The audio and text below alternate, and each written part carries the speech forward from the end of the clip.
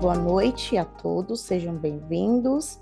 Hoje nós estamos aqui em mais um fórum de perícias e o tema de hoje é a revisão dos critérios e conceitos dos sistemas de amortização, pricing e saque nos financiamentos do SFH, metodologia de cálculo das prestações, juros remuneratórios e correção monetária. Hoje nós estamos com a presença do nosso presidente Pedro Afonso como moderador. O Pedro, como eu disse, ele é presidente aqui do Corecon São Paulo, é economista, perito em economia e finanças nos âmbitos judicial, extrajudicial e arbitral, consultor especializado em recuperação e reconstrução de empresa. Seja bem-vindo, Pedro. Eu vou passar para você nesse momento, por favor. Obrigado, Núbia. Eu quero saudar a todos e todas que estão aqui presentes e também aqueles que vão nos assistir pelo canal YouTube TV Economista. Novamente, o Corecon São Paulo, através do Fórum de Perícias, que já ultrapassou 19 anos, chegando nos 20 anos de existência, vai oferecer hoje, através da apresentação do conselheiro José Marcos de Campos, coordenador da Comissão de Perícias e Solução de Conflitos, um tema que é de muita importância no trabalho de todos aqueles que se dedicam à perícia econômica e financeira, que são alguns dois sistemas de amortização, e ele, do ponto de vista matemático, financeiro, vai explicar. Então, eu quero agradecer ao conselheiro José Marcos pela sua disponibilidade de preparar esse material, com algo até inédito, porque esse tema surgiu de uma consulta aos grupos que nós temos de peritos. Não foi algo que surgiu do José Marcos, e sim uma consulta que foi feita.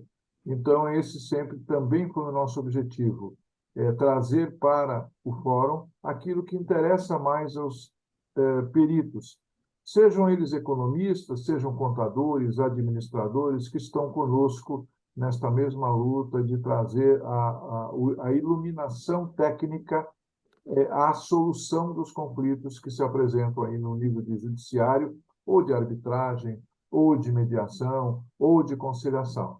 Então, eu passo já a palavra ao José Marcos para que faça a sua exposição, lembrando sempre que qualquer pergunta, qualquer observação, preferencialmente, seja feita no chat que está aí disponível. Escrevam, porque aí a gente já passa a pergunta ou observação para o José Marcos assim que ele fizer o encerramento da sua apresentação. Muito obrigado. José Marcos, com você a palavra. Obrigado, Pedro Afonso. Obrigado a todos. É sempre um prazer enorme estar aqui, né, nesse espaço, né, das nossas quartas-feiras aqui, terceiras quartas-feiras de cada mês, reunidos e com essa finalidade mesmo que o Pedro Afonso acabou de comentar, né? A respeito aí da apresentação de temas que sejam demandas, né? Que sejam casos práticos voltados para a área de perícia, né? Aí, no caso, nós estamos aqui hoje com essa perícia financeira. Temos outras demandas aí dos nossos grupos aí, né, de WhatsApp, a respeito de lucros cessantes, danos emergentes, outros temas que também foram sugeridos e que nós vamos apresentar aqui também, tá? Então, isso é muito importante para a gente, conhecer as demandas, e a gente pretende aí manter essa sistemática de estar sempre consultando os colegas quais os temas né, que são de interesse aí para que a gente traga casos práticos, né, como é o caso de hoje aqui. A intenção aqui, obviamente, não é de ensinar aí a matemática financeira, né, para nenhum de nós aqui, mas sei até que tem aqui pessoas aqui tão mais especializadas do que a minha aqui, né, nessa seara. Mas a gente vai fazer aqui, né, como está anunciado, né, uma revisão de conceitos, uma revisão aí de aplicação prática, né, desses sistemas de amortização. Então, o tempo é curto. O que eu vou apresentar aqui para vocês hoje é uma parte, uma pincelada, né, de uma das aulas, né, que eu dou aí na pós-graduação em perícia, né? aí na FECAP. Então, nós temos aí alguns exemplos práticos aí para passar para vocês, tá bom? Então, vamos lá, o tempo curto, como eu disse, eu vou tentar ser o mais objetivo possível, né? Mas dentro daquilo que for o melhor aí que a gente puder apresentar para vocês. Então, vamos começar apresentando aqui para vocês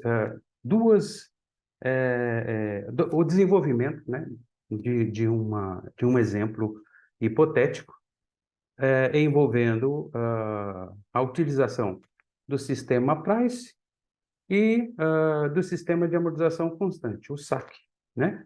Isso considerando aqui um exemplo, né, hipotético aqui de um financiamento de R$ 120 mil a ser amortizado aí em 240 prestações e é uma taxa de juros aí padrão bastante usual aí em termos de exemplificações, né, de 1% ao mês, tá? É mera exemplificação. Depois, nos casos práticos, vocês vão ver que a gente usa outra taxa aqui, certo? Mais em termos de mercado, tá? Muito bem. Então, se nós considerarmos aqui, em primeiro plano, o sistema Price de amortização, a determinação do valor da prestação mensal, ela pode ser feita através de uma calculadora HP12C, através do Excel, ou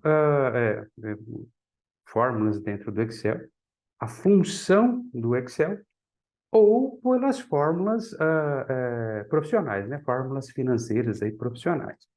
Eu vou tentar mostrar aqui para vocês essas duas modalidades aqui, né? Que é pela função do Excel, tá? Então, nós temos aqui as simbologias, né? Que nós precisamos aí ter sempre em mente, porque dentro dessa função de peritos judiciais, a gente precisa lembrar sempre de ser o mais claro possível quando a gente é convidado aí para fazer essas exposições, para fazer as elucidações necessárias, né? E o apego aí à terminologia, gente, é fundamental. Então, por isso que é importante a gente estar sempre aqui se esmerando nesse sentido, tá? Usar a terminologia mais correta possível em termos financeiros, tá bom? Muito bem. Então, aqui, olha, por exemplo, nós temos aí a simbologia que significa aí o principal, que é o capital financiado, né? A gente usa aí, por convenção, a letra P. Então, o principal aí é de R$ 120 mil. O I representa a taxa de juros, que aqui no caso é 1%. O N de 240 meses, que representa o prazo. E aqui ó, é a nossa prestação que nós estamos buscando. Como é que eu encontrei esse valor de prestação? É através da função pagamento aqui do Excel, tá? Então, se eu clicar aqui, nós vamos ver, né, os argumentos dessa função, tá? Se tiver muito pequenininho aí, vocês me avisam aí para que eu tente aumentar, tá?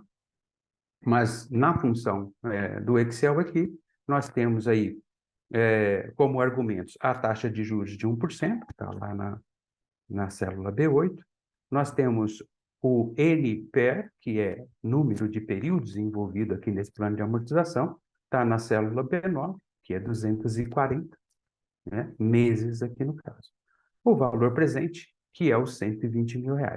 E o próprio computador aqui, de forma bastante prática, nos retorna, né, já a solução aí do nosso questionamento, que são as prestações de R$ 1.321,20 com estes dados hipotéticos, tá?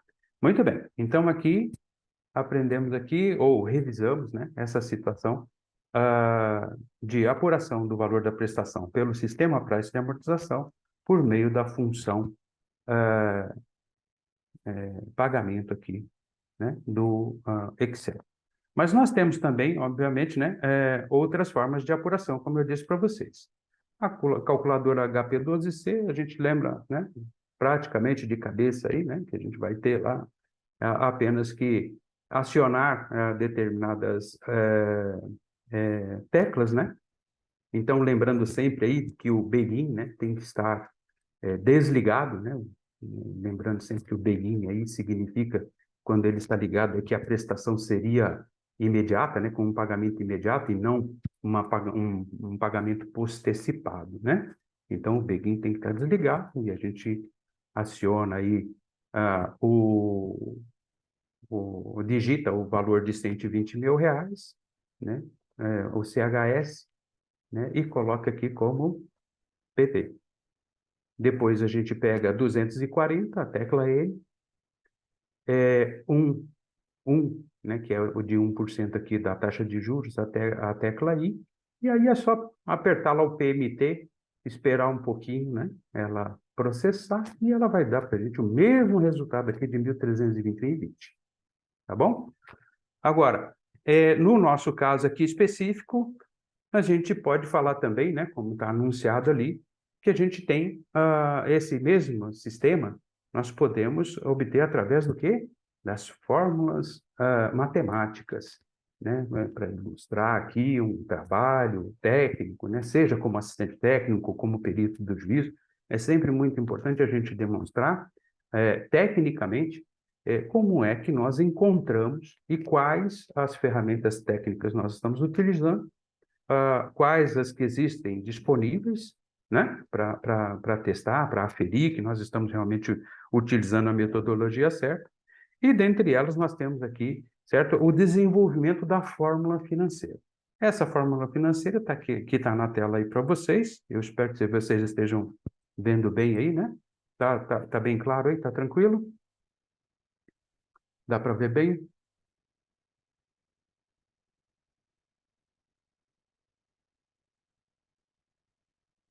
Ótimo. Então, Tá tudo certo, José, tá bem claro aqui pra gente. excelente. Ótimo, obrigado. Então, a fórmula financeira nós temos aqui, e lembrando sempre dessas convenções, né, em termos de representação, a fórmula financeira do sistema price de amortização está aqui na tela, e nós temos a simbologia. O R nesta fórmula representa a prestação que nós estamos procurando, é a nossa incógnita. O P representa o principal, que é o valor financiado, e aí no caso desse nosso exemplo hipotético é de 120 mil reais.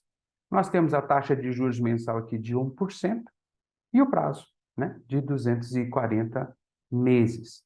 E aqui, sempre lembrando, é importante não fazer confusão. Se nós temos aqui parcelas mensais, nós vamos colocar a taxa correspondente a este período específico aqui de capitalização. Então, se as prestações são mensais, nós colocamos em meses. Se as prestações são anuais, nós colocamos a taxa ao ano e colocamos o período em anos, tá certo?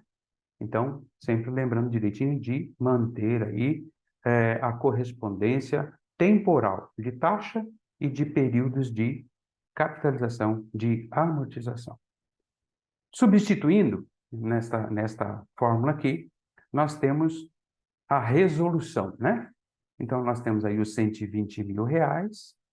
Como denominador aí, nós substituímos a taxa de juros, né? Onde estava o I, né? Tá? Onde estava o I. Depois, os 240, onde está o E. Ok? E fazemos a resolução. Então, como numerador, nós temos aí esse numeral decimal, 0,10,893, e como denominador, 9,89255. Isso resulta em 0,01101, que multiplicado pelos 120 mil reais, nós vamos encontrar a prestação mensal igual e sucessiva de termos vencidos de 1.321,30. Ou seja, exatamente aquela situação que nós vimos aqui através da utilização da função lá no Excel. Tá certo? Então, isso aqui é uma maneira da gente ilustrar e demonstrar a apuração das prestações mensais aí pelo sistema Price de amortização. Muito bem. Feito isso aqui, voltamos aqui para a nossa planilha e vamos falar um pouquinho a respeito do sistema SAC, o sistema constante.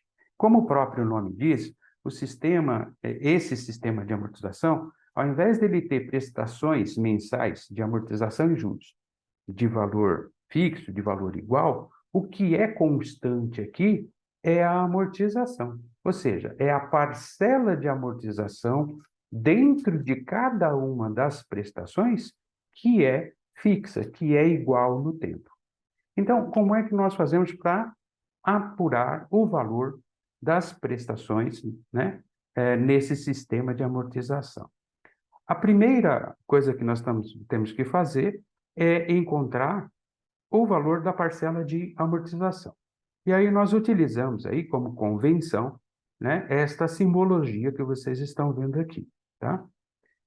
Então, nós temos a fórmula que vai definir isso para a gente é esta que está aqui, olha, que é A é igual a P dividido por N. O que é o A? É a amortização, é a parcela de amortização que nós estamos procurando. O P é o principal, como eu disse para vocês, por convenção, certo? P vai ser sempre o principal, que corresponde aqui, no caso, ao valor financiado, tá? Muito bem. E o N é o prazo, continua sendo o prazo bonitinho.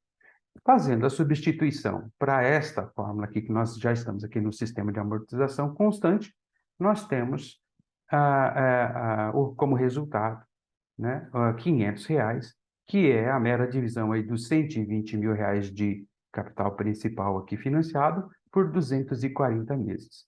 Então, dentro de cada uma das 240 prestações desse financiamento, nós teremos uma amortização constante de R$ 500, tá? E, obviamente, a prestação, né, que é a soma da parcela de amortização mais a parcela de juros, ela será diferente no tempo e não igual, né, de valores iguais, como é no caso da tabela Price, tá?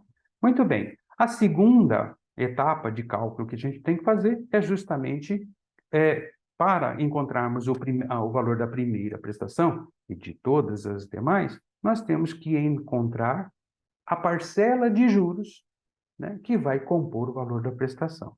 Então, como é que nós fazemos? A fórmula também está aqui na tela. Aqui na linha 20 desta minha planilha aqui, vocês vão ver que este valor está apurado da seguinte forma. Nós temos a amortização mais a taxa de juros vezes o saldo devedor anterior. Então, aqui a simbologia está aqui. A taxa de juros, que continua sendo 1%, e o SDA, que é o saldo devedor anterior. Como fazendo a substituição, nós temos aqui que a prestação corresponde a R$ 500, que é a amortização constante, mais 1% vezes o saldo devedor anterior aqui no caso, que é o saldo devedor inicial e principal, que é de R$ 120 mil. Então, somando a amortização mais os R$ 1.200 de juros aqui, porque 1% de 120 mil dá R$ 1.200. Nós encontramos a primeira parcela deste financiamento, né, pelo sistema de amortização constante, de R$ 1.700. Este valor, gente, é só da primeira parcela, tá certo? Primeira parcela.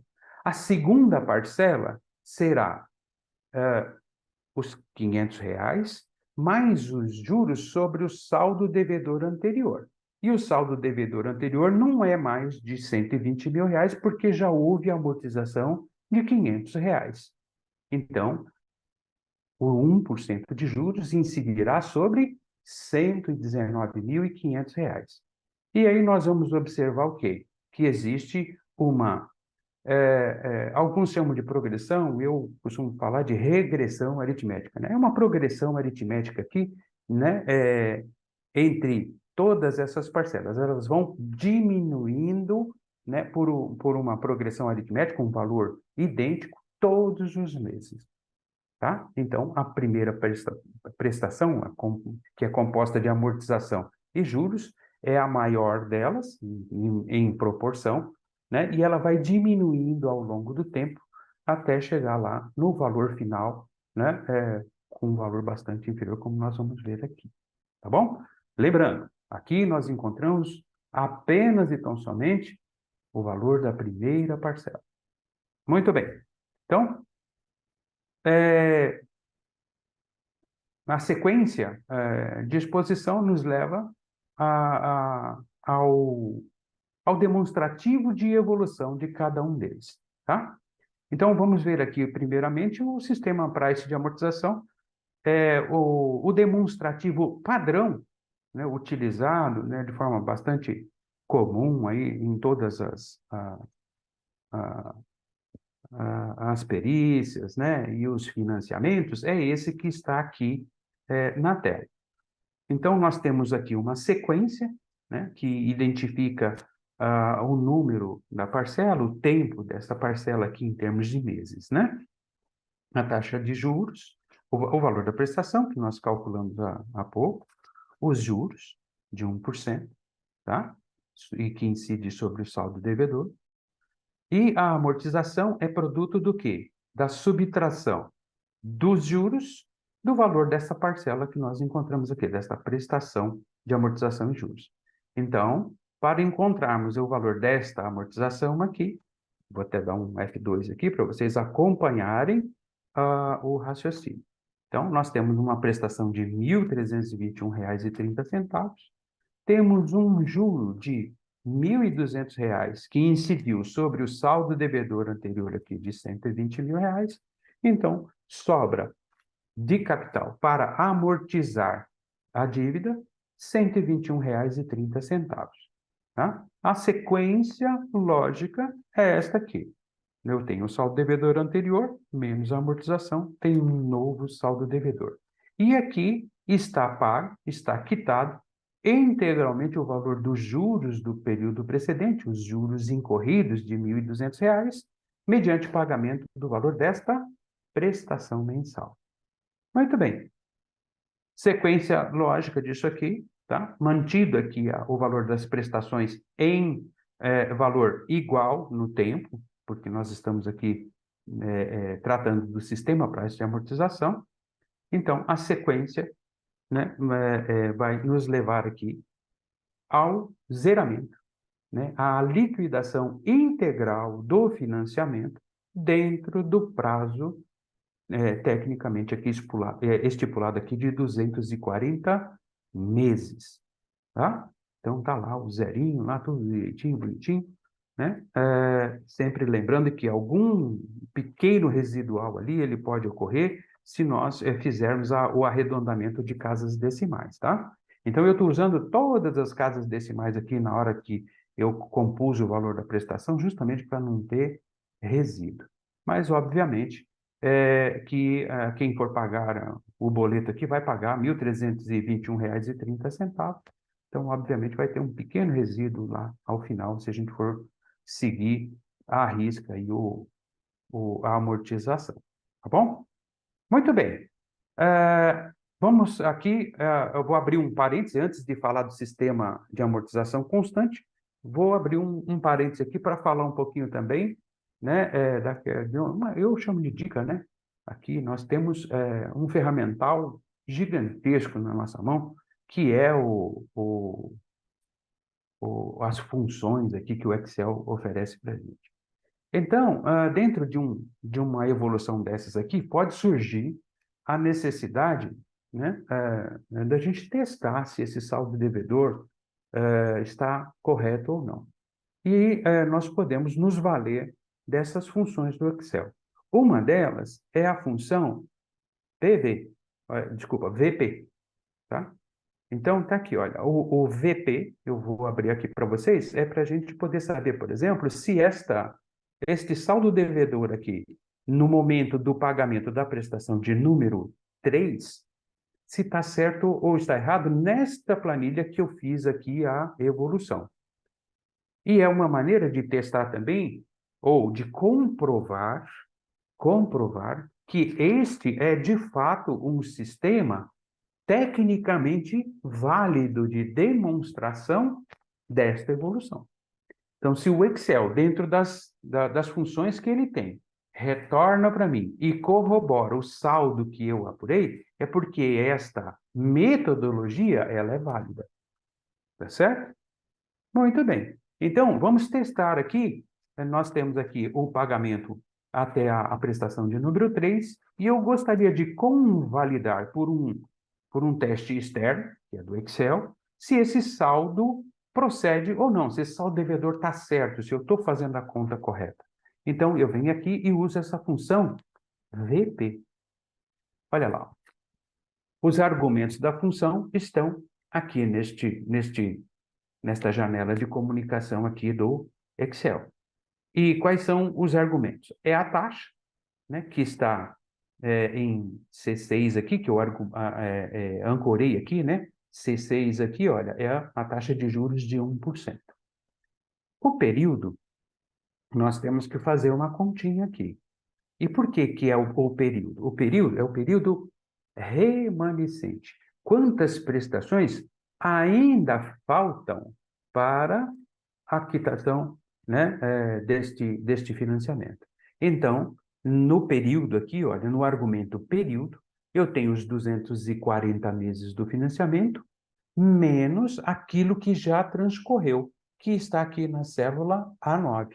Já transcorreram 3 períodos de amortização. Então, 240 menos esses 3 estão aqui, que é 237. E o último argumento que a gente tem que informar aqui é o pagamento, né? Que é o valor, nada mais do que o valor da prestação, lembrando sempre de utilizar a prestação da linha que você está pretendendo fazer o cálculo do saldo devedor. E por que isso? É porque se aqui tivesse correção monetária, você precisa usar o que? O valor da prestação corrigida. Como aqui nós estamos tratando de uma evolução hipotética, não está aqui a correção monetária para criar um tumulto na cabeça de vocês, tá? Mas é por isso, é tão somente por isso aqui que é importante a gente deixar consignado isso. Então, alimentada esses argumentos aqui nessa função, ele vai retornar para mim, né, o saldo de 119.632,44, convalidando que, de fato, eu estou utilizando uma metodologia consagrada, aceita e correta. E se tiver alguma coisa, alguma sujeirinha de planilha, porque não é difícil de acontecer, né? Você está fazendo ali, alimentando, e aí, de repente, a gente não tem muita noção se eventualmente ficou fora alguma coisa, ou entrou uma sujeira de planilha, enfim. Tem que testar. Além de testar, a gente tem que comprovar que está fazendo o cálculo correto. Lembrando, só aqui mais um pequeno parêntese.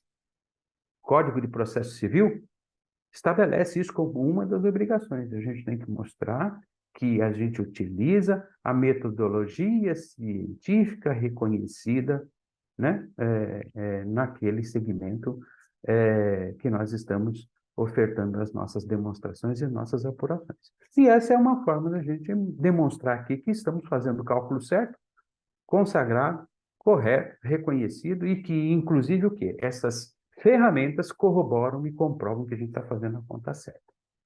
Tá certo? Muito bem?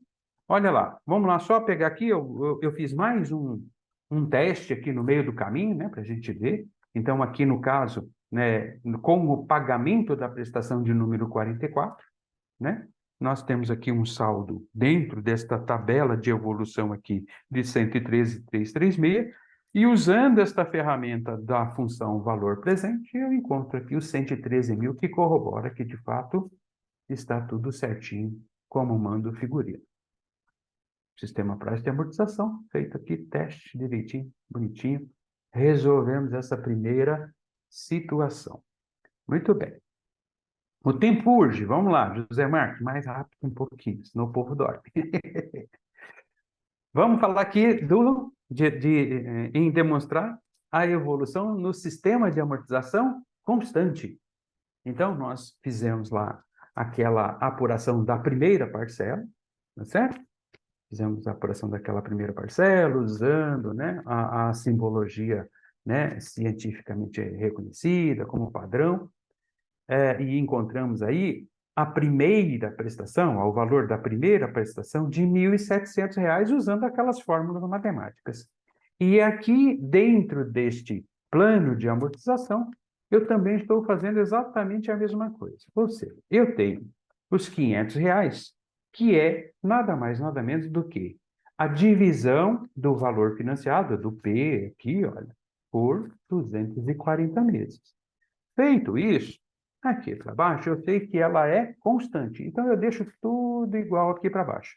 Lembrando, aqui é uma evolução teórica. Se nós tivéssemos a correção monetária para considerar aqui, a conta seria um pouquinho diferente, porque eu teria que atualizar o saldo devedor antes, para depois fazer a divisão. Tá certo? Cada uma das vezes que nós fôssemos fazer aqui, eu teria que fazer a atualização do saldo devedor. Então, no nosso exemplo hipotético, está aqui os R$ 1.700. O que é os R$ 1.700 que compõem o valor da prestação? É a soma dos juros sobre o saldo devedor mais o valor da amortização constante. A segunda prestação, como eu disse para vocês, olha só, ela cai para R$ 1.695, que é a soma de juros de R$ 1.195, ou seja, 1% de juros que incidiu sobre uma nova base de cálculo, que é o saldo devedor já amortizado de R$ 119.500. Soma os dois, vai dar o valor da prestação que o mutuário aqui teria que honrar, né? E aí tem a evolução com mais R$ 500 aqui de amortização líquida, né? Ficando R$ 119.000 para a incidência de juros do período subsequente. Ok? Muito bem. Sequência disto aqui, indo até os 240 meses aqui, 20 anos depois, mais do que o Pedro Afonso tem de perícia, nós teríamos o quê? O zeramento do saldo devedor deste financiamento, considerando a taxa, o prazo e o sistema de amortização aqui eleito. Tá certo? Então, nós falamos aqui do quê? Do sistema de amortização constante. Tá certo? Muito bem. A partir daqui, a gente já pode começar a falar um pouquinho, feita essa revisão, feita essa demonstração, eu posso passar aqui a conversar um pouquinho com vocês a respeito de casos extraídos aqui, de exemplos extraídos de casos concretos, tá? Mas, antes disso, vamos pensar um pouquinho, e atendendo aos pedidos dos colegas, vamos falar um pouquinho a respeito do quê?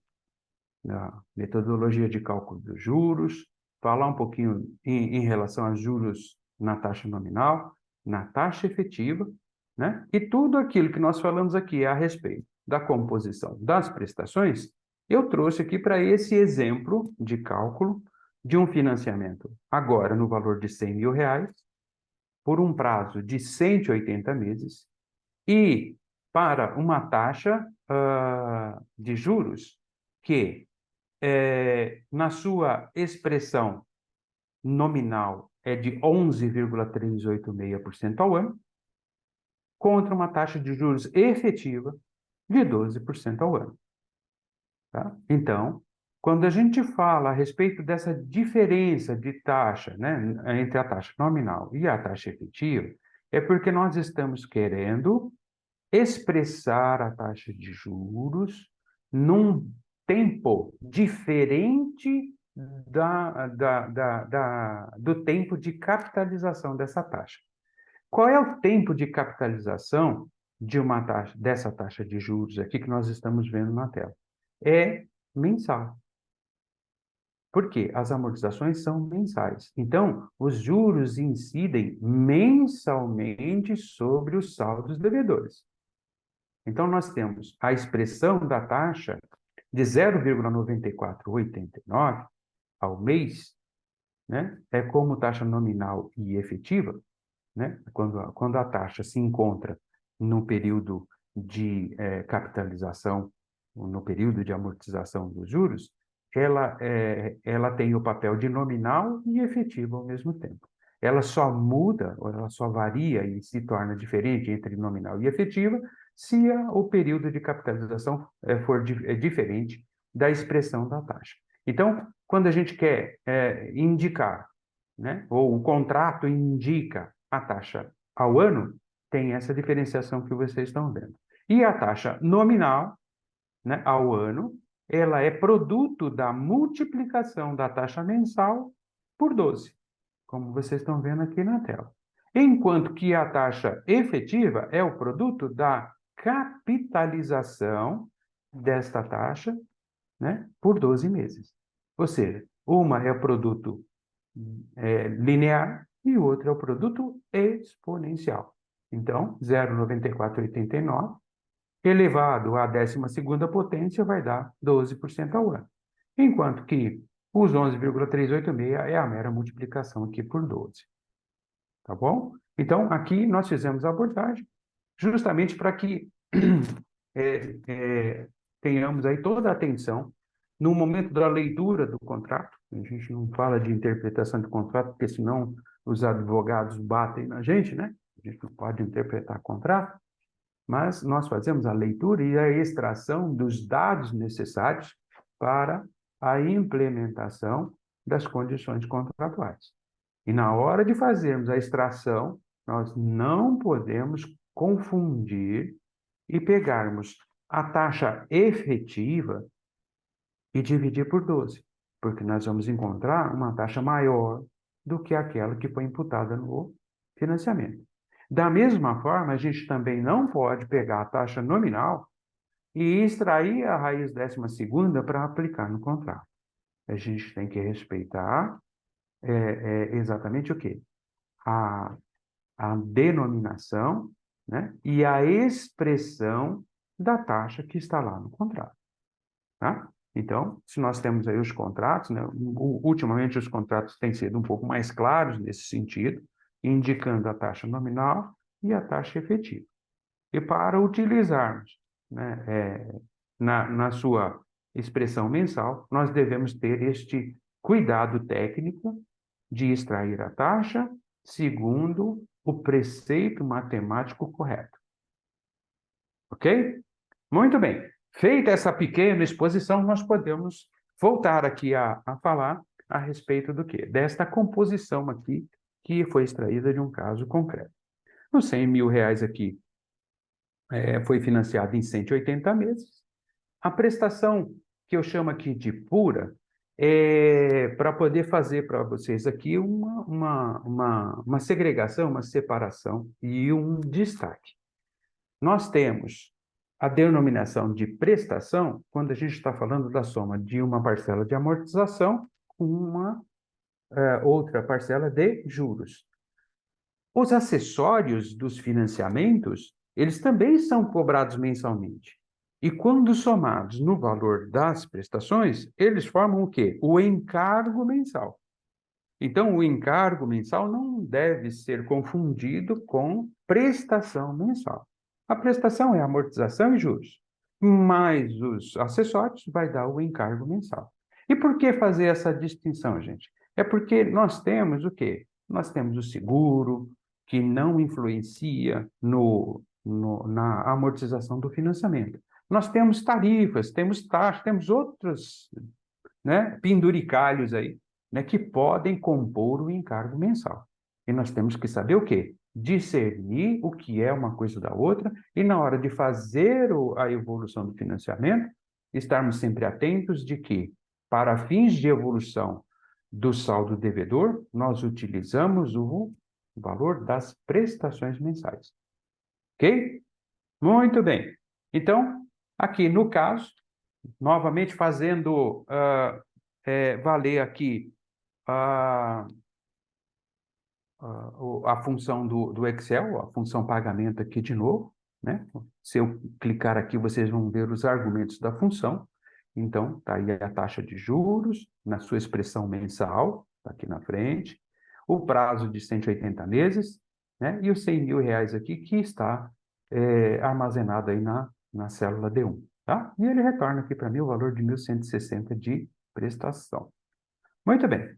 E aí nós desenvolvemos aqui esta evolução e este sistema aqui, essa sistemática, esse plano de amortização, ele está dentro de um financiamento que é do Sistema Financeiro da Habitação, vinculado ao plano de equivalência salarial por categoria profissional. E neste plano de equivalência salarial por categoria profissional, nós temos algumas nuances bastante interessantes aí. A primeira delas é que o saldo devedor, ele evolui, ele é reajustado com base nos índices de remuneração básica dos depósitos de caderneta de poupança. Nossa Senhora, né? Que nome gigantesco que eu falei para vocês. A caderneta de poupança, ela tem uma remuneração básica e ela tem uma remuneração adicional. A remuneração básica, até 2012, era a TR, né, a variação da TR, de acordo com a data de aniversário, e a remuneração adicional era os juros de 0,5%. Tá? Então, se nós pegarmos aí o IRP, que é o Índice de Remuneração da Poupança, e tirarmos 0,5%, nós vamos encontrar o reajuste dos financiamentos vinculados ao sistema financeiro da habitação, com recursos oriundos do SBPE, Sistema Brasileiro de Poupança e Empréstimo. Tá bom? Se for outras fontes de recursos, a gente precisa parar e pensar, porque nós podemos ter outros indexadores envolvidos. Mas, para o Sistema Brasileiro de Poupança e Empréstimo, a metodologia é essa. Então, o saldo devedor tem um fator de reajuste e a prestação tem outro fator de reajuste, que é justamente o quê? A equivalência salarial da categoria profissional do mutuário. Então, nós temos o quê? Um desbalanceamento, né, nesta evolução. Por isso que entra um outro componente nos nossos cálculos, que é o coeficiente de equiparação salarial, o famoso SES, né? Eu acho que muitos de vocês já se depararam com esta questão, né, dos planos de equivalência salarial por categoria profissional, né, com o SES envolvido aí na questão. E o SES tem a finalidade justamente do quê? De atenuar os efeitos do quê? Deste descompasso entre a evolução do saldo devedor e a evolução da prestação, que é diferente para esta sistemática de reajuste aqui, de evolução do financiamento. Tá bom? Então, foi por isso que eu extraí esse aqui, porque ele é bastante interessante e ele tem essas nuances que eu posso conversar com vocês aqui um pouquinho, para ir rememorando o quê? Algo que aconteceu durante muito tempo e que nós ainda temos alguma coisa aí voltando aí no judiciário para ser discutido em relação a financiamentos do sistema financeiro. Muito bem. Feito isso, está explicado aqui o porquê da prestação pura, este ingrediente a mais aqui chamado SES, e o valor da prestação inicial mensal aqui de 1,169. Colocando isto aqui neste plano de amortização, né, nesse demonstrativo de evolução das prestações e do saldo devedor, nós temos exatamente o quê? Os componentes necessários para fazer uma evolução bem adequada, bem certinha, para demonstrar a evolução, se está certo ou se está errado, e comparar aí com os demonstrativos eventualmente existentes aí, confeccionados pelo agente financeiro. Então, nós temos lá o valor da prestação mensal, a sequência sempre, né? As datas de vencimento, né? O fator de reajuste das prestações, a prestação em si, que nós estamos calculando aqui, os acessórios, se houverem, o encargo mensal total, fazendo a diferenciação que eu disse para vocês. Os juros aqui, que incide sobre o saldo devedor e pela taxa de juros que está lá em cima, né, ancorado em D2, tá? Na célula D2, né? E aí nós temos a amortização. A amortização aqui no sistema price de amortização é produto do quê? Da dedução dos juros do saldo devedor. Vou dar um F2 aqui. Eu tenho um encargo mensal, né, menos os juros, que tem a amortização. Ok? Muito bem. Lembrando, aqui nós estamos fazendo um cálculo hipotético, eliminando todos os reflexos dos acessórios e tudo mais. Tá bom? Muito bem. Então, feito isso, nós temos aqui o saldo devedor. E o saldo devedor, né, ele é reajustado e depois recebe o quê? A dedução do valor da amortização, dando sequência aqui, sempre igualzinho, do mesmo jeito, tá? Muito bem. Se a conta é feita certa, a gente desce até a última linha, na prestação 180 de 180, né? E temos aqui o zeramento, né? Ou seja, a quitação integral, né, desta dívida, considerando este plano de amortização, né, envolvendo a taxa de juros de 0,9489, né, o prazo de 180 meses, né, e o sistema price de amortização aí com prestações iguais e sucessivas de termos vencidos de 1.160,99. Muito bem. Feito isso aqui, eu demonstrei para vocês a evolução deste plano. E tenho mais alguns testes de aferição aqui, né, que os matemáticos costumam utilizar aí a terminologia, né, e falar a respeito aí da coerência técnica, né, em relação àquilo que é a matemática financeira, né, aplicada aí aos sistemas de amortização aí, né? Muito bem. Então, vamos fazer um teste aqui, e lembrando sempre, como a própria fórmula demonstrou para vocês, a fórmula que nós utilizamos aí para poder encontrar o valor da prestação de amortização e juros, que nós nos utilizamos dos critérios de juros compostos, tá? Critérios de juros compostos, para poder estabelecer o valor das prestações mensais iguais e sucessivas neste plano que nós chamamos aqui, ou que ele é conhecido como o sistema francês de amortização. Então, não tem dúvida de que isto aqui ele é derivado justamente do quê? Do critério ou da metodologia de juros compostos. Mas isso não significa que exista anatocismo, que é uma coisa diferente de juros compostos, tá? São critérios e situações distintas. Mas falando dos testes de aferição, eu vou abordar aqui com vocês mais uma questãozinha aqui, né? Onde é sempre importante. Primeiro, a gente conseguir testar se os nossos saldos eles estão certos ou se eles estão errados. Se eventualmente a gente tiver algum tipo de dúvida, nós podemos fazer uso daquele recurso, né? Desta função aqui que nós temos aqui, que é o valor presente, né? Então, utilizando aqui a função do valor presente, nós podemos testar se esta evolução aqui ela está tecnicamente correta ou não. Então, abrindo aqui os argumentos junto com vocês, eu tenho aqui a taxa de juros, está aqui 0,9489. O período é aquilo que eu disse, eu comentei com vocês. Eu tenho o pagamento de 6 prestações em 180. Então, se eu pegar aqui, coloco aqui o 6 e tiro, né? Desculpa, eu pego o 180 e tiro o 6. Menos 6, e eu vou ter lá 174 prestações remanescentes. Qual é o pagamento que nós temos aqui? Eu vou colocar em negativo, justamente para que ele devolva para a gente um valor aqui, não suscite dúvida. Está aqui a prestação na nossa linha, e ele vai dizer para a gente aqui o resultado, olha, é de 98.696. Vamos dar o OK, e ele retorna para a gente 98.696, permitindo que a gente faça o teste, né? Teste de comprovação, teste de corroboração, que, de fato, nós estamos utilizando uma metodologia correta e consagrada.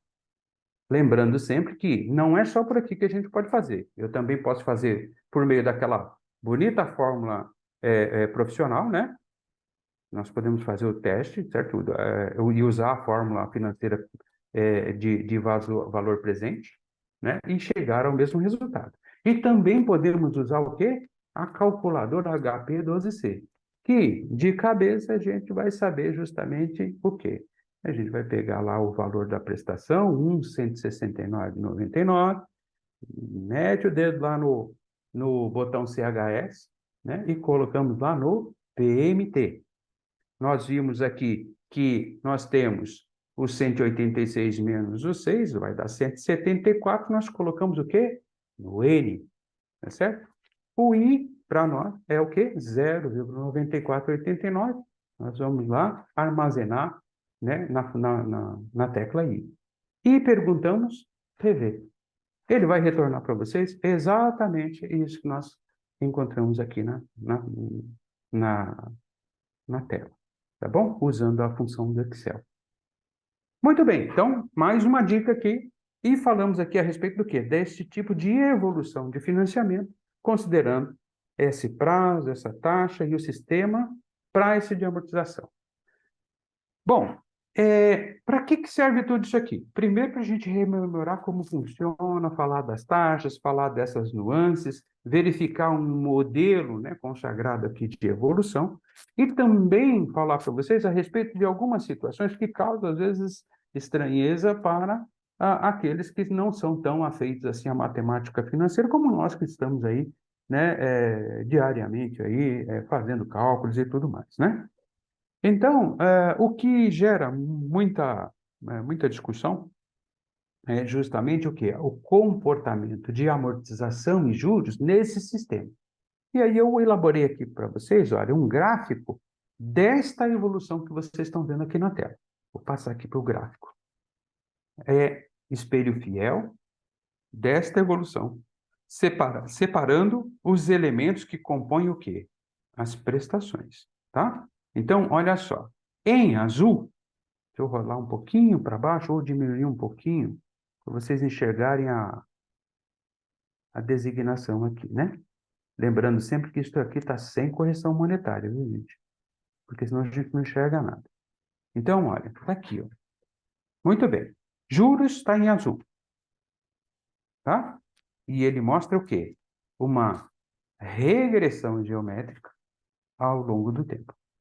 E a amortização está em verde e mostra o quê? Uma progressão geométrica ao longo do tempo. Tá certo? Então, este plano de amortização, a gente olhando só a tabela, a gente não enxerga muita coisa, mas aqui, pelo gráfico, fica bastante evidente exatamente o quê? E que é uma reclamação recorrente. Olha, eu já paguei 100 prestações de um financiamento de 180 e o meu saldo devedor não é nem a metade disso. E por quê? Né? Por que essa correspondência, essa correlação não existe? É porque no início do financiamento, a parcela de juros dentro da prestação é muito maior do que a parcela de amortização. E isto só vai se igualar, ou seja, uma prestação de R$ 1.169, aqui é o caso, só vai ter a metade de juros e a metade de amortização em torno da prestação número 106. Então, o comportamento dentro do valor da prestação é esse que vocês estão vendo aqui, em termos de amortização e de juros. Tá bom? Então, este aqui é o comportamento. Lembrando sempre, olha, este aqui eu estou mostrando para vocês sem os reflexos da correção monetária, porque se eu colocar a correção monetária aqui, esses números aqui, eles oscilam, e aí o gráfico não evidencia para vocês o quê? Este comportamento que está dentro do plano de amortização. Vamos adiante. Vamos falar aqui da inclusão daquele elemento que eu comentei com vocês. Para explicar um grande problema que nós, como peritos, encontramos aí ao longo dos anos, que é nestes sistemas de amortização que envolve o plano de equivalência salarial por categoria profissional, eles determinavam o quê? A exclusão do coeficiente de equiparação salarial, o CES. E isso acaba implicando exatamente o quê? Numa modificação do plano, né, que ele tinha uma função, né? Ele aumenta o valor da prestação para acelerar a amortização e fazer frente ao quê? aos reflexos decorrentes do descasamento entre o reajuste da prestação e o reajuste do saldo devedor. Quando uma sentença vem e determina que nós devemos excluir aí o SES e determinar os reflexos, vocês vão ver aí o motivo pelo qual nem sempre o resultado que a gente alcança é o esperado pelo mutuário que ganhou a ação, mas não leva, né? Porque o resultado não é tão benéfico assim. Para poder justificar esse tipo de coisa, nós temos que ver o que acontece quando nós incluímos um fator externo, que é o coeficiente de equiparação salarial, em um plano de amortização matematicamente perfeito, como vocês viram que é, porque vai lá, zera direitinho, bonitinho, ninguém fica devendo nada para ninguém, né? Pagou as prestações, está tudo certo.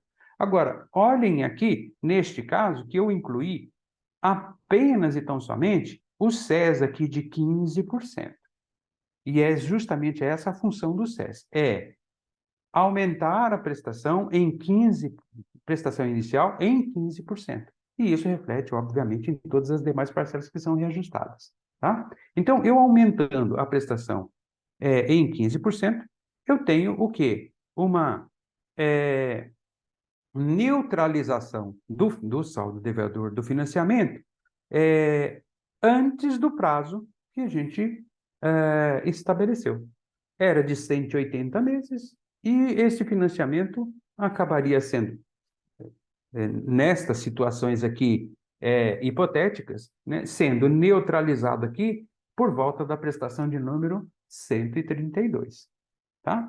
E como é que isso ficaria no nosso gráfico? Porque ele acaba demonstrando e evidenciando o reflexo financeiro decorrente da implementação desta ordem judicial, vamos dizer assim, tá? Grosso modo.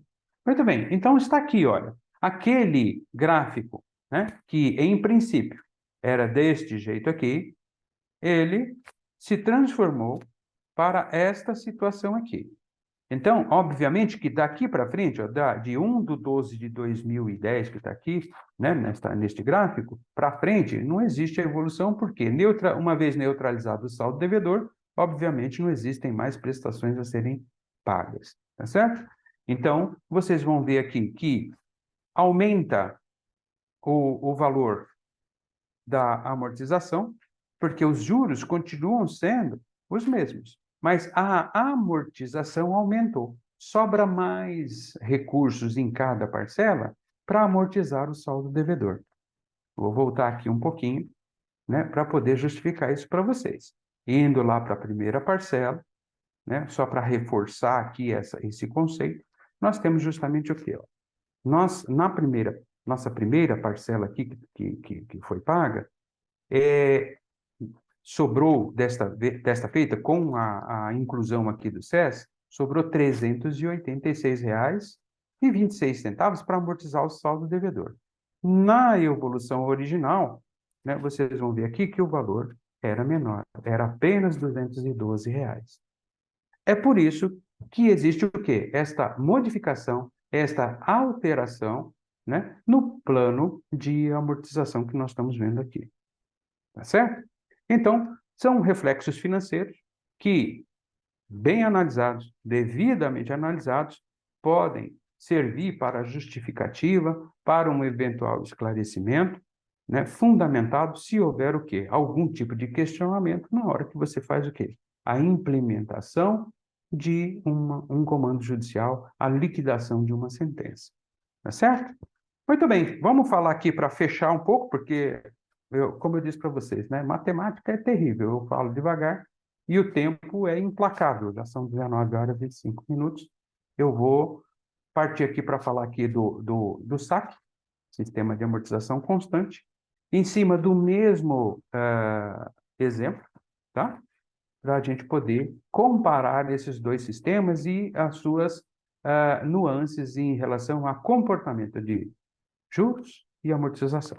Então, está aqui, olha, com as mesmas bases de dados, lembrando sempre para vocês, certo, essa questão de juros nominal e efetivo, muito cuidado na hora de tratar disso, né? E aqui nós temos a mesma taxa de juros, o mesmo prazo, e a prestação inicial, ela é composta justamente por aquela continha que nós fizemos. qual é? A amortização constante é a mera divisão do capital financiado pelo prazo. Ou seja, os 100 mil dividido por 180 vai dar o quê? R$ 555,56 de amortização todos os meses.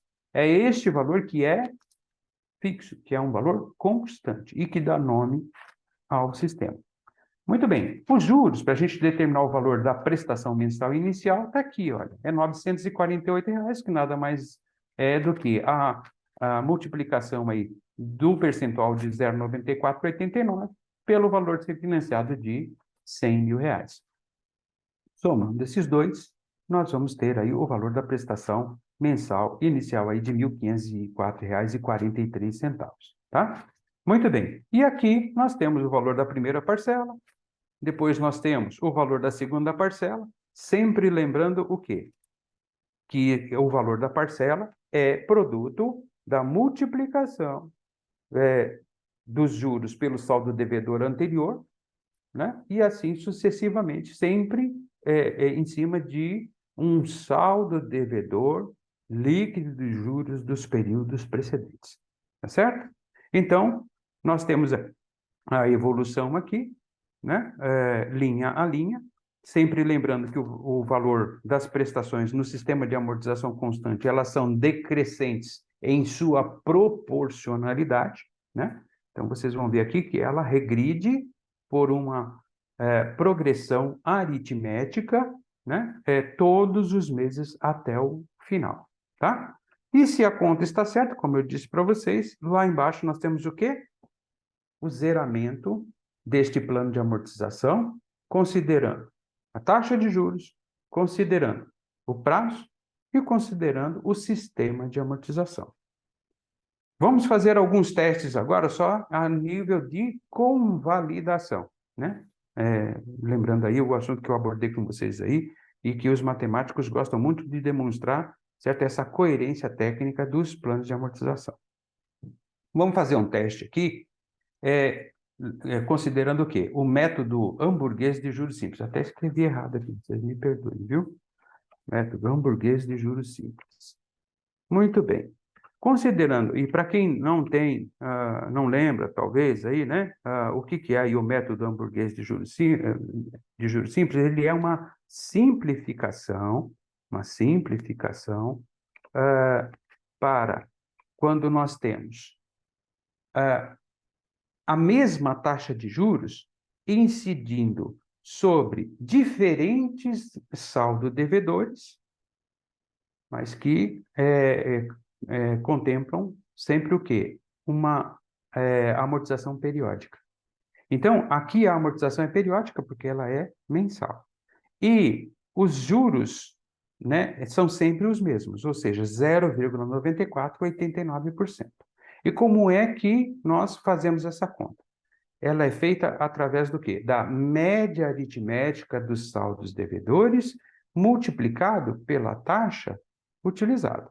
Então, aqui, olha, se nós somarmos esta coluna de saldo devedor, olha, a coluna de saldo devedor, R$ 100 mil que ficou no primeiro mês, até estes R$ 555 que permaneceu, né, na mão do devedor aqui no último mês.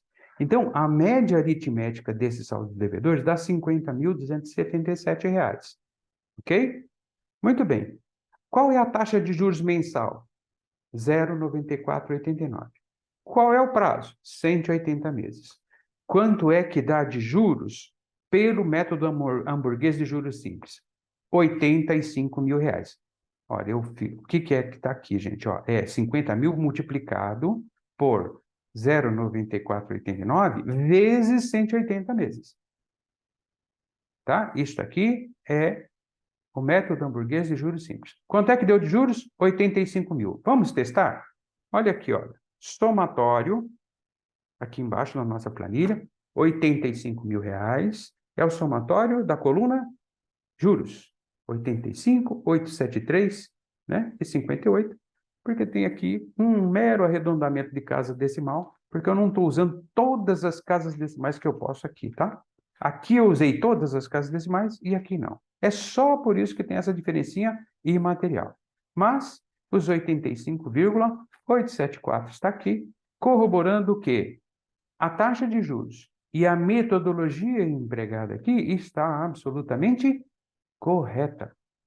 E aí, de novo, é mais um momento em que você pode comprovar tecnicamente que o sistema de amortização e o demonstrativo de evolução financeira que você está apresentando é matematicamente correto e pode ser corroborado por meio desses elementos, por meio dessas demonstrações.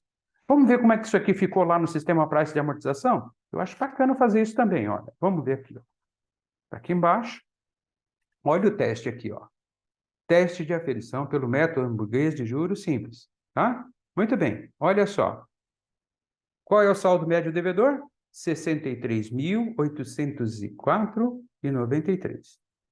Aqui, eu estou usando a função aqui, viu, gente, ó, do Excel, né? Tá vendo aqui, olha, média da coluna J, né, da célula J9 até a J188, tá?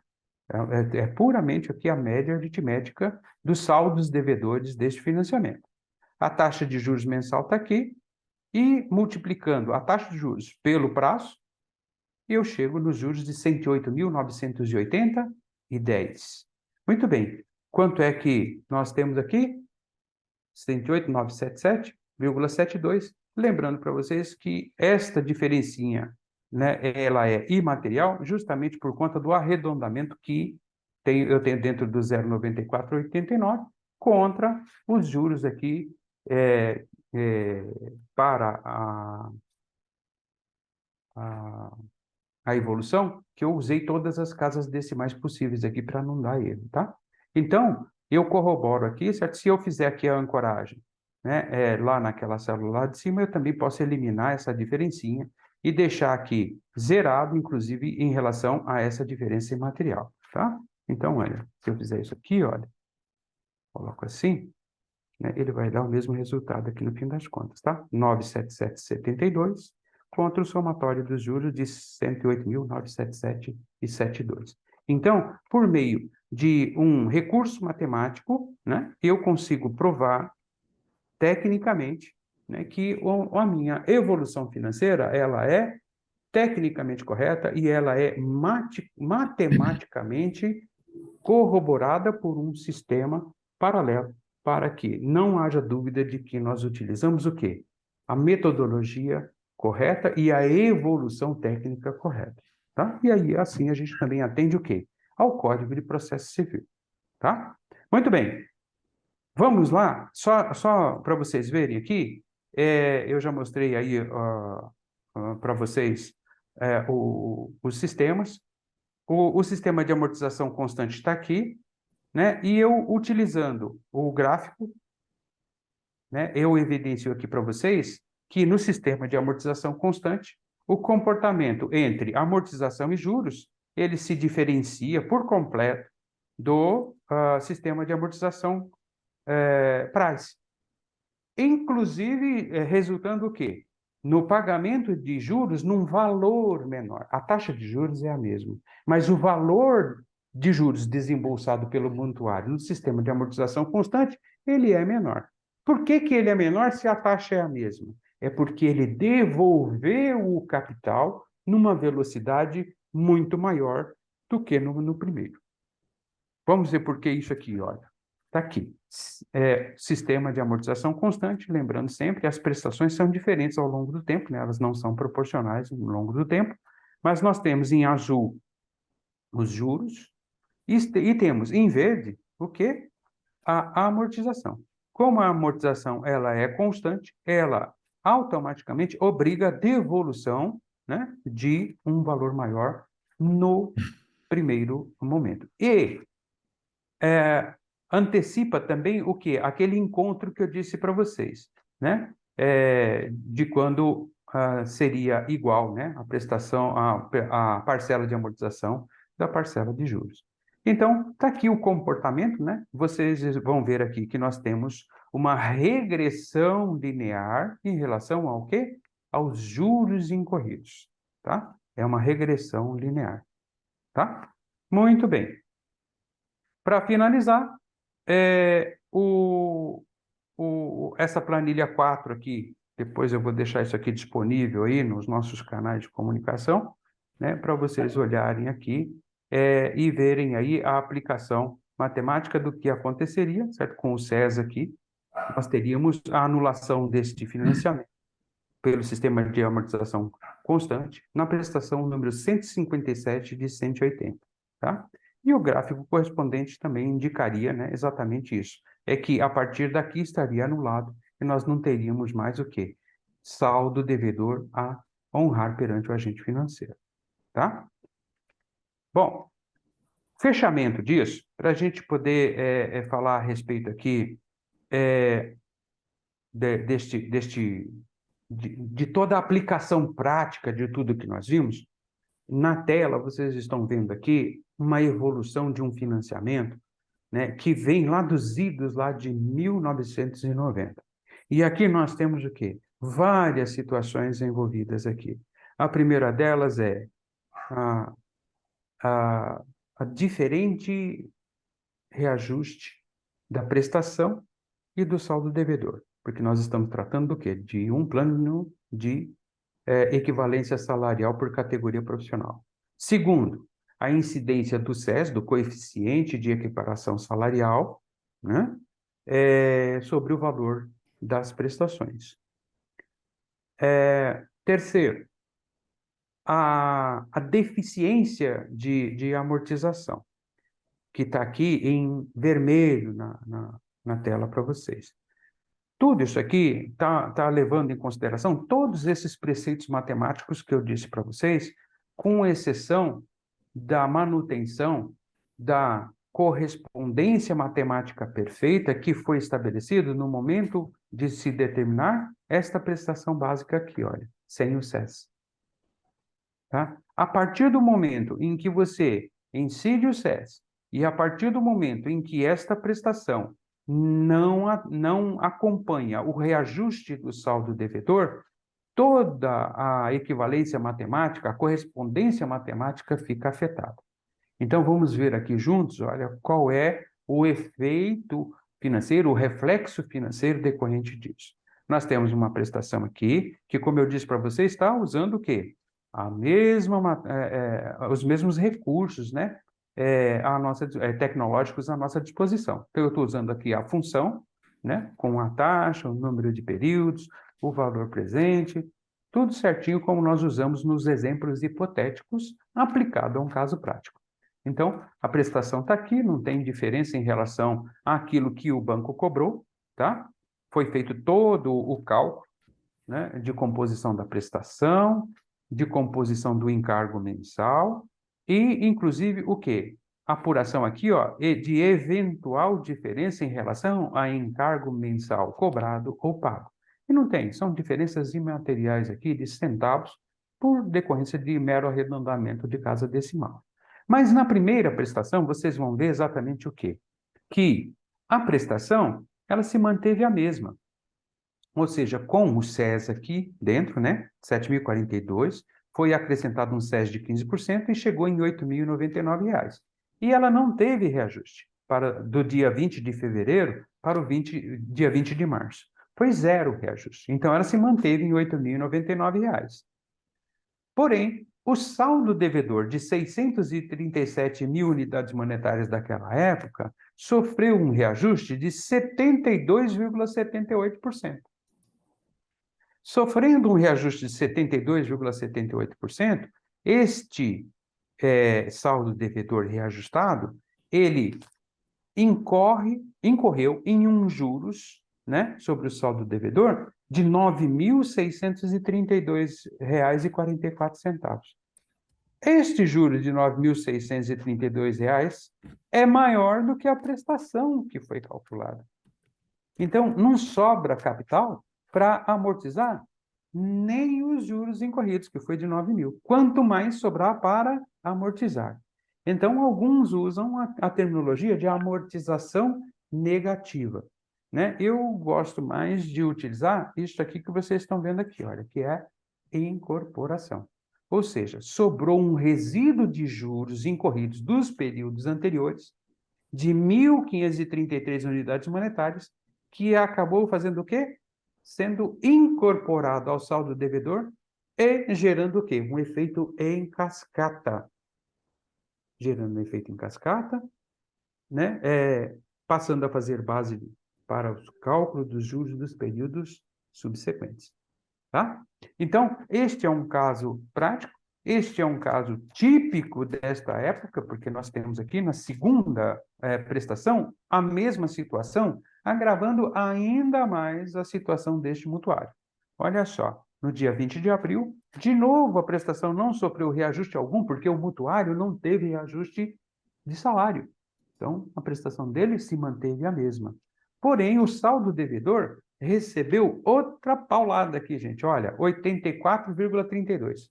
Muita gente aí mais nova não lembra disso, mas nós temos aqui, né, inclusive um plano, né, econômico, né, lá em março de 1990, por conta desta inflação galopante que existia aqui, tá? Então, o saldo devedor desse financiamento, ele sofreu um reajuste de 84,32.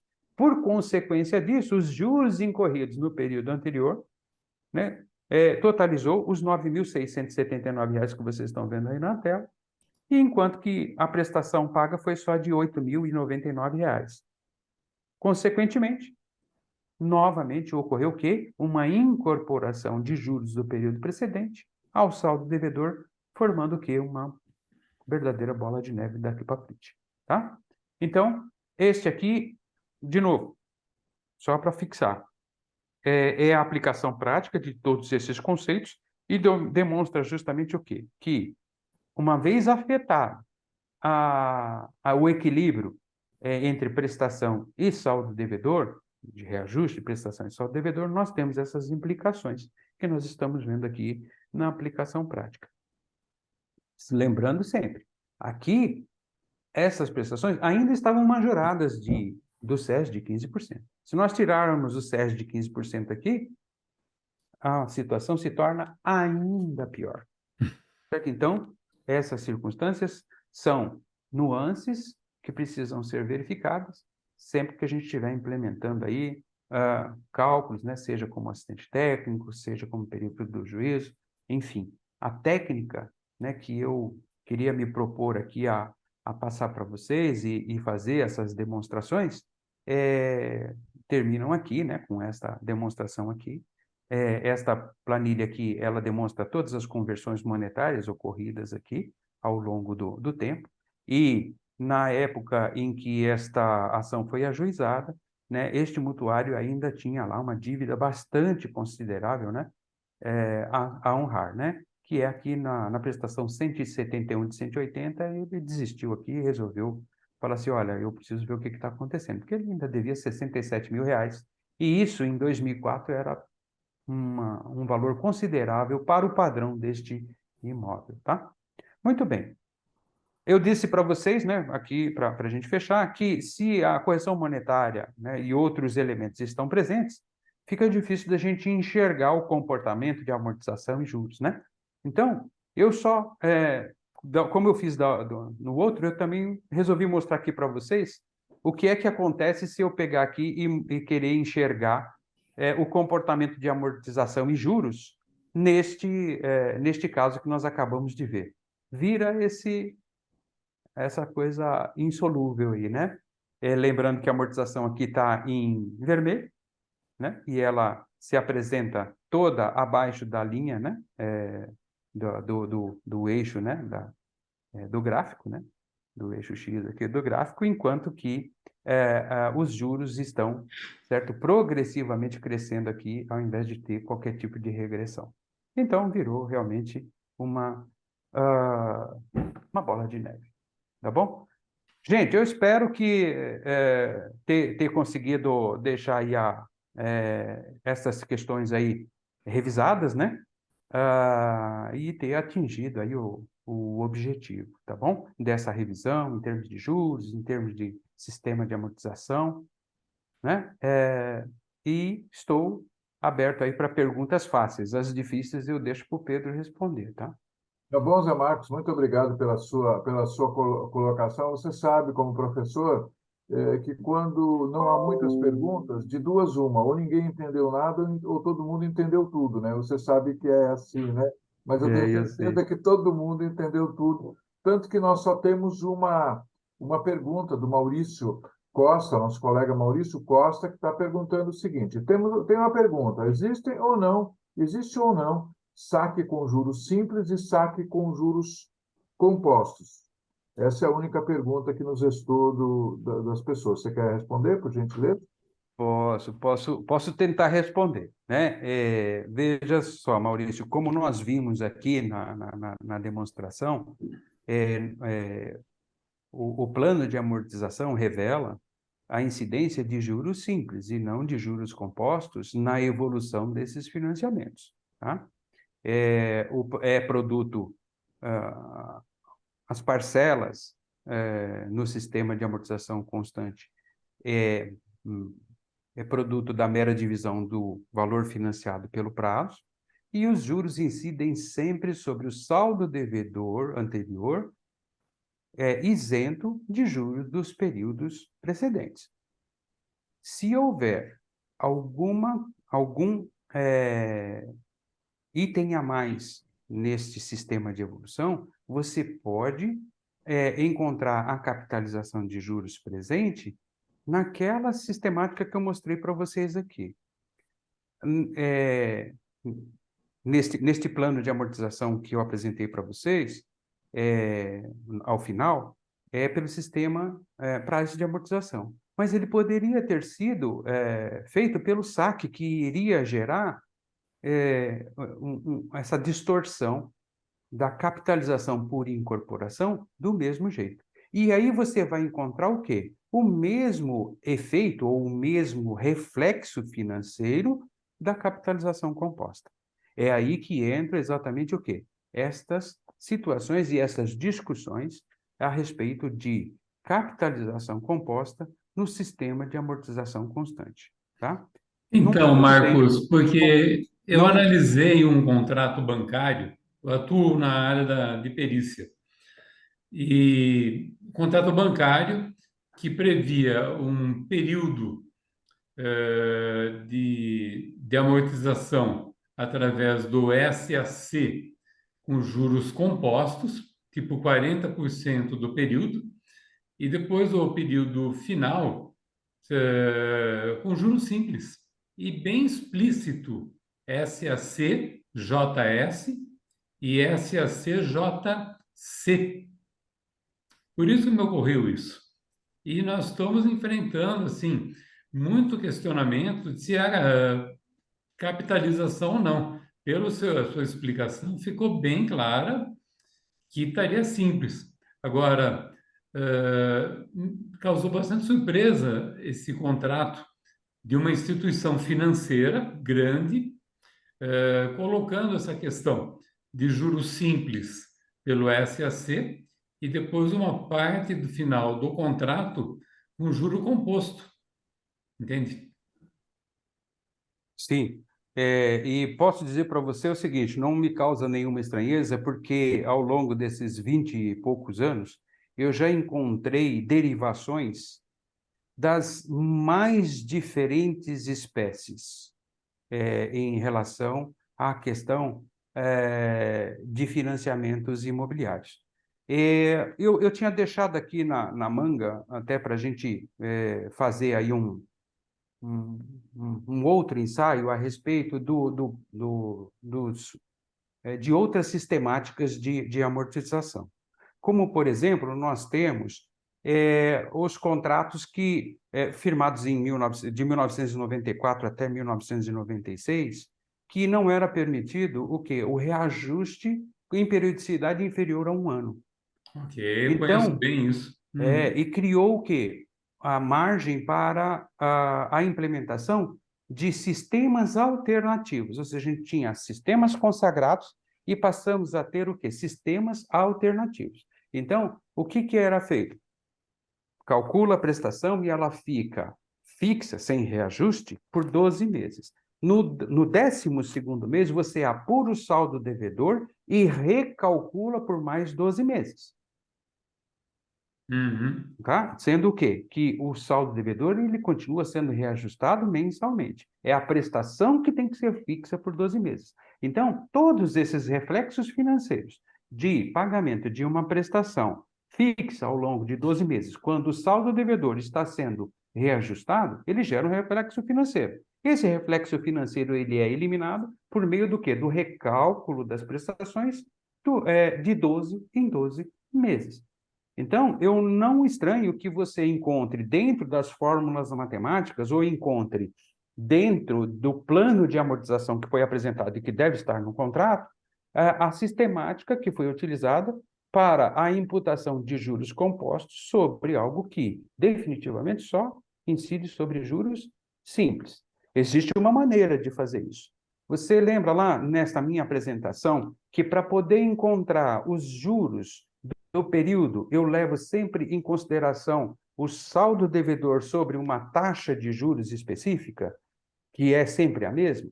Se Sim. eu resolver fazer diferente para capitalizar os juros, eu pego a taxa de juros, capitalizo por 2 períodos, incido sobre o saldo devedor e vou encontrar uma outra prestação por juros compostos, onde a parcela de juros é de juros compostos. E a parcela de amortização é de juros simples. E isso vai acabar sendo o quê? Neutralizado os reflexos, ou seja, a aceleração que isso vai gerar, vai ser neutralizada pela segunda etapa desse financiamento, que é por juros simples. Ok. Tá? Então, provavelmente, é uma derivação criada por uma instituição financeira. Tá? Uhum. Eu tenho mais uma pergunta, por favor. Pois não. Com relação a esses contratos que sofriam a, a correção da parcela mensal pela variação salarial e o reajuste do saldo devedor por outro índice. É, o meu questionamento é o seguinte: você entende como correta essa parcela que não foi amortizada, integrar novamente o saldo devedor? Isso não é aceitar claramente a existência do anatocismo? Não pelo critério. Veja bem, antes de falar, assim, eu acho que o Pedro queria fazer alguma colocação em relação à primeira pergunta. Pois não. Quer, Não, Pedro? não, não, não, eu tinha entendido que haveria uma só e estava encerrando por causa do horário. Mas pode responder, fica tranquilo. Tá. Então, é assim, olha, para responder essa tua pergunta, eu tenho que rememorar primeiro aqui o que é o conceito jurídico da palavra anatocismo. Juros sobre juros. Com licença, é juros sobre juros Sim, sim. vencidos. Vencidos. Não teria de Tá? ser contabilizado, Então, apartado mas isso daí? continuando só para mim poder fechar e te dar o conceito. Olha só, é juros sobre juros vencidos. Não pode tirar essa. Eu disse para vocês no começo.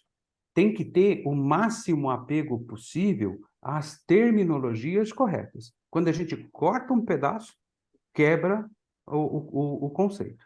Então, anatocismo é a incidência de juros sobre juros vencidos. A gente aqui não pode dizer que aquele recurso, aquele juros que foi incorrido, ele é vencido. Só é vencido e só seria vencido o juro que está dentro da parcela que foi acordado. Este juro excedente, ele incorreu por uma alteração no plano de amortização, né? Ou seja, na hora em que você divorciou o reajuste da prestação do reajuste do saldo devedor, isso gerou o quê? Um desequilíbrio financeiro Contratual. no plano de amortização. Não é Uhum. nem contratual, é um desequilíbrio financeiro no plano de amortização, ou seja, por fatores externos. Porque se nós tivéssemos o equilíbrio de correção, não teria essa discrepância. Sim, Então, você está usando dois indexadores aí diferentes, né? exatamente. Então, o que que acontece? O efeito pernicioso está justamente na incidência de juros sobre juros, né, e de um saldo devedor que deveria ser apenas de capital. Então, existe um desvirtuamento do plano como um todo.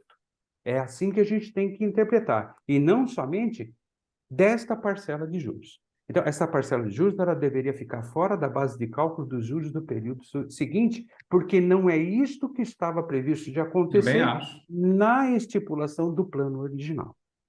Está nem previsto esse tipo E, de vício, então, né? tecnicamente, não estaria previsto que ocorresse essa situação excepcional. Uhum. Tá bom? E aí você tem N julgados para tentar normatizar isso, para tentar regularizar isso, porque nesse exemplo que você mostrou é explosivo. Foi É. feito explosivo. É a eliminação dos reflexos da capitalização por incorporação. É Sim. isso, tá? É isso. Ok, muito obrigado. Obrigado, eu queria agradecer as perguntas de todos. Só tenho alguns comentários, José Marcos, parabenizando você essa brilhante exposição. São vários colegas dando os parabéns. O Saulo também falando aqui que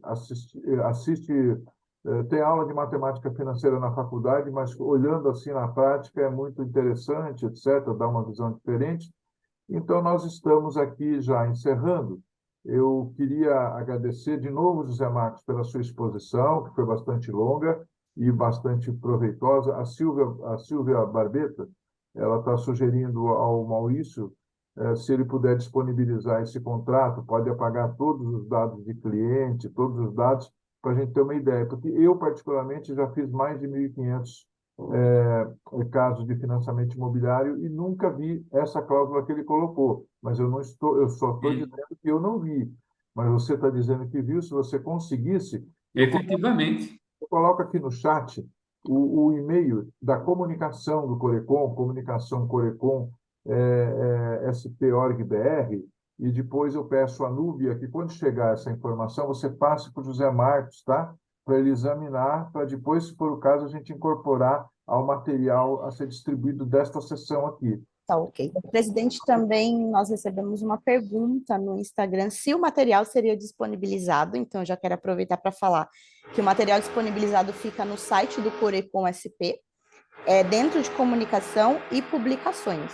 E também a revisão da aula vai ficar disponível na TV Economista, no nosso canal do YouTube.